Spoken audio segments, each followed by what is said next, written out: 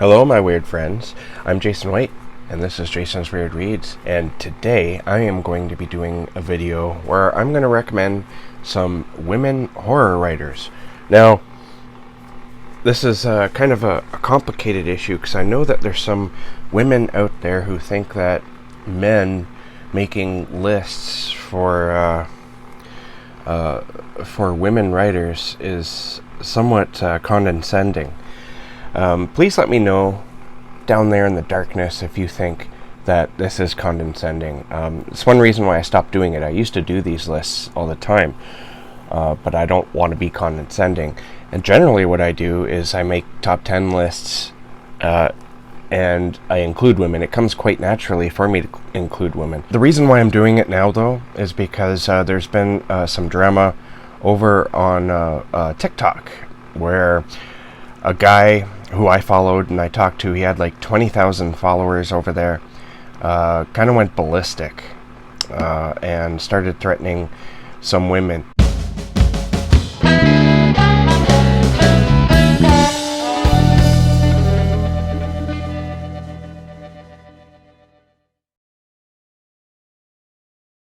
And it made me think about certain things about this guy, which made me think that there's still a lot of men out there who don't know or don't care about women horror writers. Now, this guy, his name was Jay Reeds, or Jonathan. I don't know if you followed that drama at all. It bothered me. It bothered me quite deeply. But, you know, I wasn't surprised at the same time because sometimes he would just go off. He would like make these videos where he was like yelling at the screen. And I didn't think that maybe he was talking about women, but he probably was yelling at women. Any woman who dared, you know, say something against him or his channel. So I decided to counter his toxic behavior and try to do something positive, but I don't want to overstep my bounds. But I love reading women horror writers. I don't understand why there's people out there who think that women can't write horror, and it's sad to see that even in 2024. I think the last list I made was like 2019, 2018, that long ago. Why is there still something against this? So that's why I'm making this video. I hope that it's not insulting in any way. So I'm gonna show a clip of that guy Jonathan doing his rant against the woman, and it's kind of disturbing. I don't know if it'll trigger any women who watch my channel, but here it is. That shit, so it could go viral. All your name, all those sexy pictures, all those boobs, and all that booty and stuff, all that dumb shit, because you want to be stupid.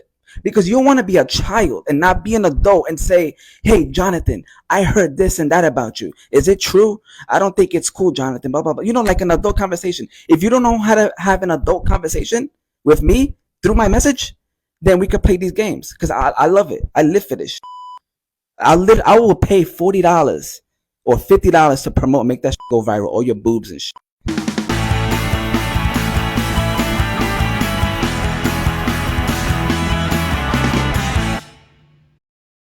So with that negativeness out of the way, maybe you see why I wanted to do this. I just want to shed some light on some female or women writers that I enjoy the most. So first up, I am going to talk let me tell you my format here. I'm not going to show any book covers or anything like that. I'm just going to talk about I'm going to show their photos so that you recognize them if you haven't seen them before, and then you can just go and Google their names or go to Amazon and check out their books. And I might even put a list down there to a list, or at least their Amazon bookstores, so that you can go and check out their books down there in the the show notes. All right, so first up I have Tenan Do.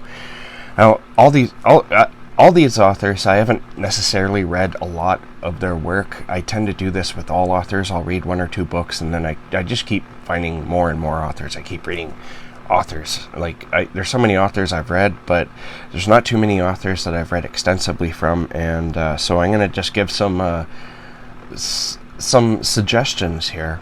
What you can check out, what I have read, and go check out the rest, because I'm sure the 1 or 2 books that I've read, there's probably a lot more. And Tenan Do is a good example. I've read 2 of her books, but they both ended up in top 10 lists at the end of the year for me, and that's The Reformatory.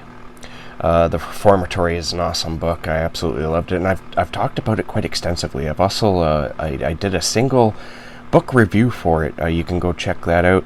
And also The Good House. The Good House is it's a very interesting story. It's very sad, and I absolutely loved this book. I want to read all of Tenan Do's work, and she has a fairly extensive list. I think over 10 books that she's written, and she writes a lot of chunkers. Let me tell you. And I do have some more Tenan Do books in. And I just got to get to them, and I'm planning on doing that this year, because The Reformatory really blew my socks off, and I just want to read more of her work, and I'm going to do that this year. Next up, I have Gwendalyn Ka. Gwendalyn Ka has won, she's won 3 or 4 Bram Stoker awards, if I'm not mistaken. I might be mistaken, but she is an incredible writer. I'm going to be talking to her shortly, unless, of course, you're watching after I've talked to her, because you could be watching in the future. Anyways, I love Gwendalyn Ka. She is an incredible writer. The first book of hers I read was The Rust Maidens. I absolutely adored that book. I really enjoyed the messages, the themes within that book. I also read Reluctant Immortals. That book, it wasn't like a funny book. There's some, I think Gwendalyn Ka herself said that this is like her Hammer horror movie, from like the 60s and 70s, the Hammer Productions. This is her Hammer story, and I would agree. Reluctant Immortals kind of had that like Dracula LA, Dracula AD, which takes place in LA in like the early 70s. It kind of had like a feel to that, but not like necessarily plot-wise or anything. I really liked it, and most recently, and what I'm going to be talking to Gwendalyn about, I'll probably touch on a lot of her books, but The Haunting of Velkwood is coming out in early March of 2024. I believe it's March the 5th, and that is one of the most interesting haunted, it's like a haunted street, honestly. It's a very interesting book. I absolutely adored this book, and it was, I don't know, man. This book, I think, is going to make the top 10 at the end of this year, so we shall see. Next up, I have Gemma Files. Now, I have not read enough Gemma Files, I must admit, but I really, really enjoyed Experimental Film by Gemma Files. I've talked to her several times. I've interviewed her on, I believe it was the Darkness Dwells podcast, and maybe even for the Great Lakes Horror Company podcast. And I've also met her in real life during some conventions in Toronto. She's a great person, but she's also a great writer. I've read Experimental Film, a great book. I highly recommend you checking that out. But she's read a lot more books, written a lot more books than that. But I have read quite a few of her short stories. She has quite a few, or at least 2 or 3 collections, and I definitely want to read more by Gemma Files. She is an incredible writer, and she doesn't get enough attention here on BookTube. I'm gonna hopefully try to fix that later on this year, if not maybe next year, and read and tackle Gemma Files' backlist, and maybe anything new that comes out, and read more of her. I keep saying she's a fantastic writer. Next up, I have Laurel Hightower. I've talked extensively about Laurel Hightower. I've only read 2 of her novellas, but both of them were like absolutely awesome. Crossroads is very much grief-stricken book. I was afraid to read it because I didn't really want that. I mean, the story is about a mother grieving over the death of her child, and that, being a father, that I was just afraid that it was going to, trigger things that I worry about. Ultimately, it did not trigger me, which is good, but it still made me sad, and it's very much a story about grief in the deepest, most darkest form. and I can't recommend it enough. And below is another novella by hers, and it blew my socks off as well. It's like a Mothman horror story, and it goes into some very strange territory.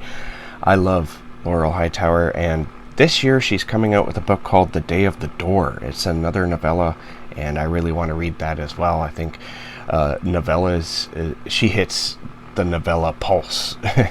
And I don't know if that's a thing, hitting a novella pulse, but I'm looking forward to reading that.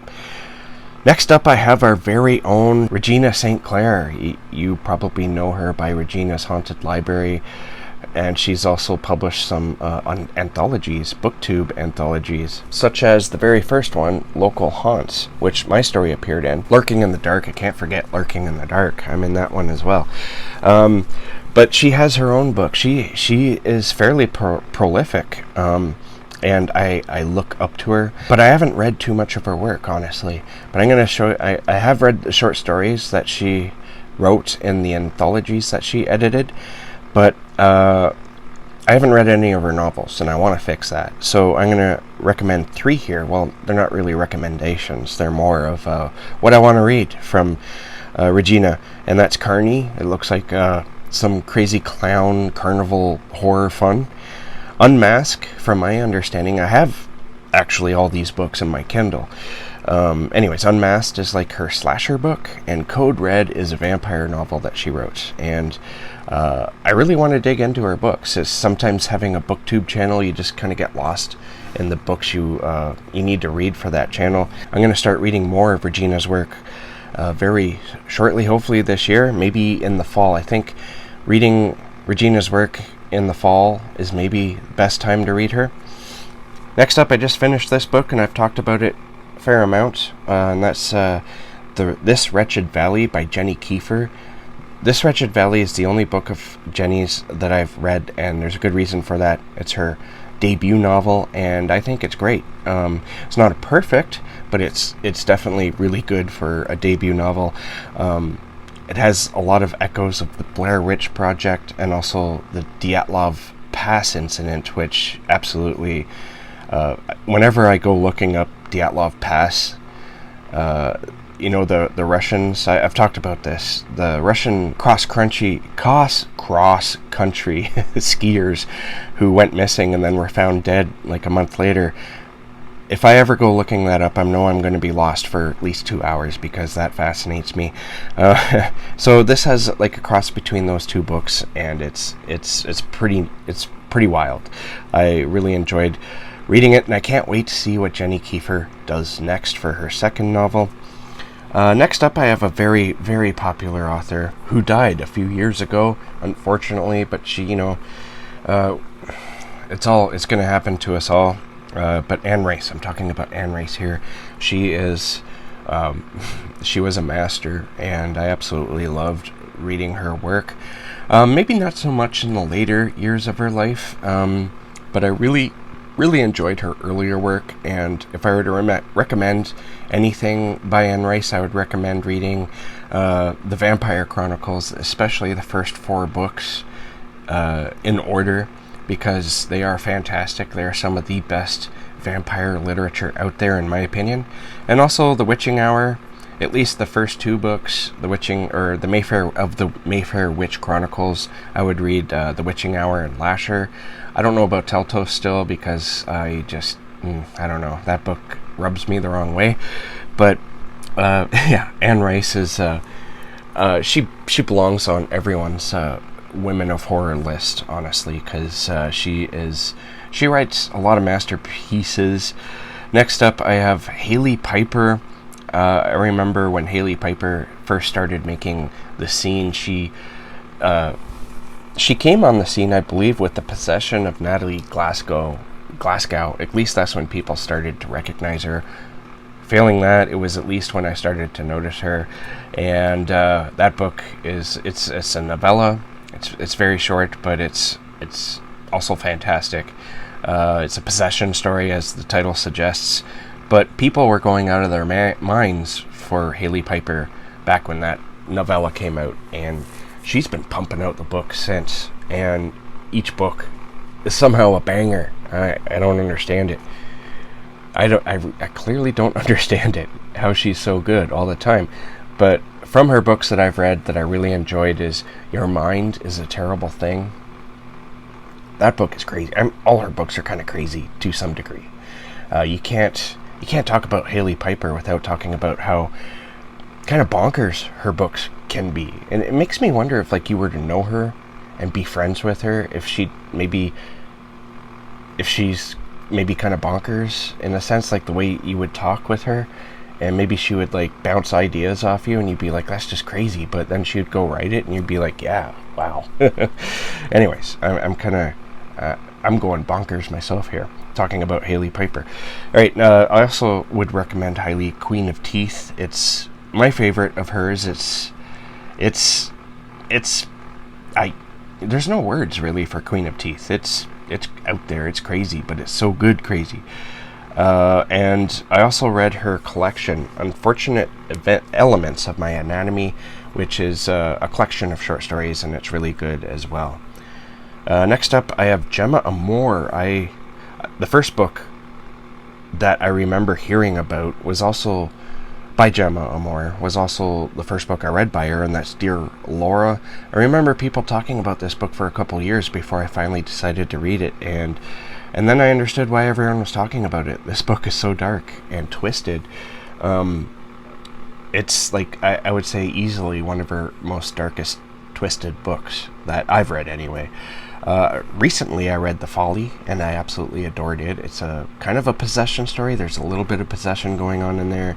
It's also a bit of a murder mystery. It's kind of like Daphne du Maurier meets Shirley Jackson. It's a wonderful read, and it's very strange, and it makes you scratch your head a lot, which I like. Christmas at Wheeldale Inn is a really great Christmas story. I would highly recommend reading around Christmas time if you want to get into that, or if you're already in that Christmas mood. Definitely check that out. And the most strangest story I would say I've read by her, because it's unlike the other books that I've read, was Girl on Fire. This is more of an action. It's sort of like Firestarter, but with 80s action movie elements added to it. And it's kind of crazy, and I really loved it as well. I want to read more. She's got an extensive list. Definitely go check. Most of these authors have extensive lists. Go check them all out, of course. But Jemma Omore for sure as well. Also, I want to recommend Sarah Langan here, because I read her. I think the last time I read her was like 2010, 2011, and she stopped writing because I think she had some kids. One or two kids anyway. I'm not entirely sure, but I know that once she had the kids, she stopped writing, as a lot of people do. It makes perfect sense why you would do that. I only have one kid, and my God, did he interrupt a lot of my creative endeavors, which isn't a bad thing. I mean, it's an experience, and it's like I don't know. It's an experience. We'll leave it at that. But I'm glad that she came back to writing, but I still have to catch up with what she has written. She put out Good Neighbors a couple years ago, and I really want to read that. And the books of hers that I've read, though, were pretty much all of her earlier works, like Audrey's Door. That is like her fiction used to be kind of strange, weird fiction type stories. And Audrey's Door is my favorite. The Keeper and The Missing, both those books, I believe it's The Keeper is the first book and The Missing is book 2, but they're not necessarily connected. You could probably read them out of order, and I think maybe I did. I can't remember, but I really enjoyed those books too. But of the three, I really enjoyed Audrey's Door the most. And last on this list, so I don't go into a 40-minute video again, is this one's cheating a little bit, because Sephra Garen, she's a friend of mine, at least an acquaintance.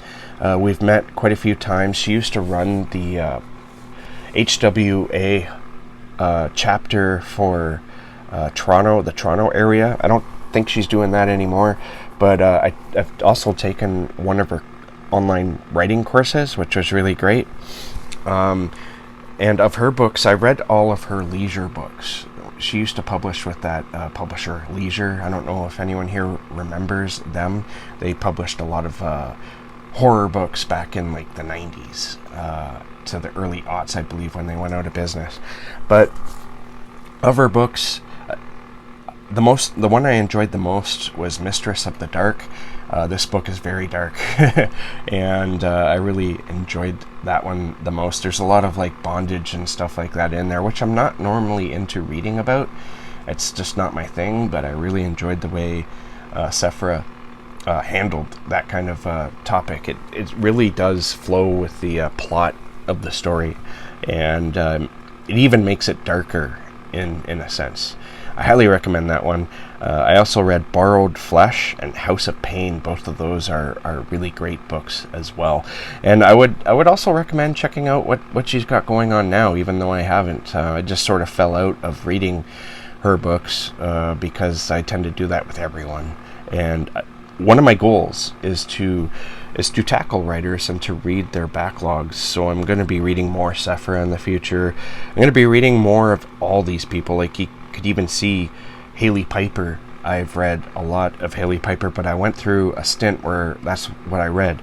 All of her books, Your Mind is a Terrible Thing, Queen of Teeth, and Possession of Natalie Glasgow, and also Unfortunate Elements of My Anatomy, I pretty much read back to back, and then I stopped. And I did that when I did my reread of Anne Rice and Laurel Hightower. I actually read those separately, but I want to finish off reading her.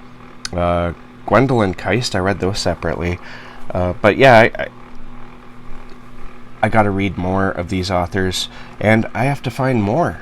I need to find more awesome women horror writers. So if you have any recommendations of what you think I should read regarding women horror writers, list them down there in the darkness, and I will check them out.